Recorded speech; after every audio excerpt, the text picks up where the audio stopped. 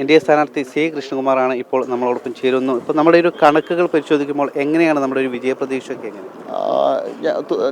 നമ്മൾ തികഞ്ഞ ആത്മവിശ്വാസത്തിലാണ്. തുടക്കത്തിൽ ഞങ്ങൾ പറഞ്ഞല്ലോ, ആ ഭൂരിപക്ഷത്തിൽ തന്നെ ഇത്തവണ വിജയിക്കാൻ കഴിയുന്നുള്ള ശുഭപ്രതീക്ഷയിലാണ്.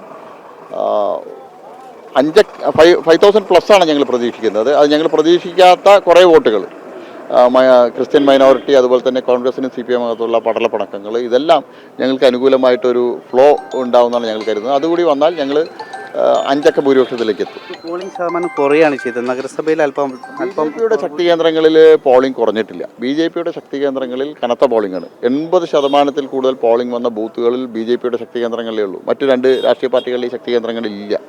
അത് ഞങ്ങൾക്ക് അനുകൂലമായിട്ടുള്ള ഘടകമാണ്. കഴിഞ്ഞ തവണ ഈ നഗരസഭയിലൊക്കെ കൂടുതൽ വോട്ടുണ്ടായിരുന്നു, നമ്മൾ ഒരുപാട് മുന്നേറിയിരുന്നു. പക്ഷേ ഈ പഞ്ചായത്തുകൾ എണ്ണുമ്പോഴായിരുന്നു പിറയിലേക്ക് പോയത്. ഇത്തവണ എങ്ങനെ പഞ്ചായത്തുകളിലൊക്കെ പഞ്ചായത്തുകളിൽ പ്രായരി പഞ്ചായത്തിൽ UDF-ന് കഴിഞ്ഞ തവണത്തെ ലീഡ് കിട്ടില്ല. കണ്ണാടിയും മാത്തൂരും ഞങ്ങൾ 1ാം സ്ഥാനത്ത് വന്നാൽ അത്ഭുതപ്പെടാനില്ല. അല്ലെങ്കിൽ ക്ലോസ് സെക്കൻഡായിട്ട് ഞങ്ങൾ അവിടെ ഉണ്ടാവും.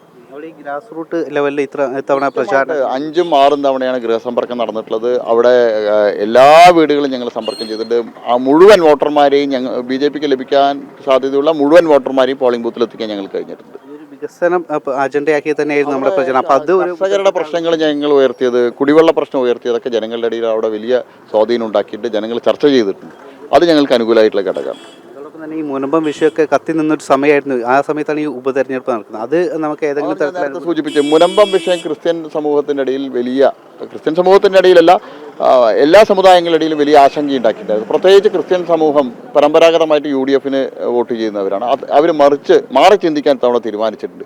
അത് വലിയ ഒരു തോതിലുള്ള ഒരു വോട്ട് ഒഴുക്ക് ഞങ്ങൾക്ക് അനുകൂലമായി ഉണ്ടാക്കും. തന്നെ ഒരു മുസ്ലിം സമുദായത്തിന് 40,000-ൽ കൂടുതൽ വോട്ട് ഈ മണ്ഡലത്തിലുണ്ട്. അപ്പോൾ അത് ലഭിക്കുമെന്നുള്ള പ്രതീക്ഷയുണ്ട് അവരുടെ അതിൽ ഞങ്ങൾ BJP-ക്ക് പാലക്കാട് ഒരു ശതമാനം വോട്ട് ഞങ്ങൾക്ക് ലഭിക്കാറുണ്ട്. ഒരു ചെറിയൊരു ശതമാനം വോട്ട് ഞങ്ങൾക്ക് ലഭിക്കാറുണ്ട്. ഇത്തവണ അത്തരത്തിലുള്ള ഒരു കൺസോൾട്ടേഷൻ ഉണ്ടാവില്ല. 2 മുസ്ലിം സ്വതന്ത്ര സ്ഥാനാർത്ഥികളുണ്ട്, മുസ്ലിം വിഭാഗത്തിൽപ്പെട്ട്. അവരെല്ലാം എന്തായാലും ഒരു വോട്ടും പിടിക്കാതിരിക്കില്ലല്ലോ. അതെല്ലാം ബാധിക്കുന്നത് UDF-നെ.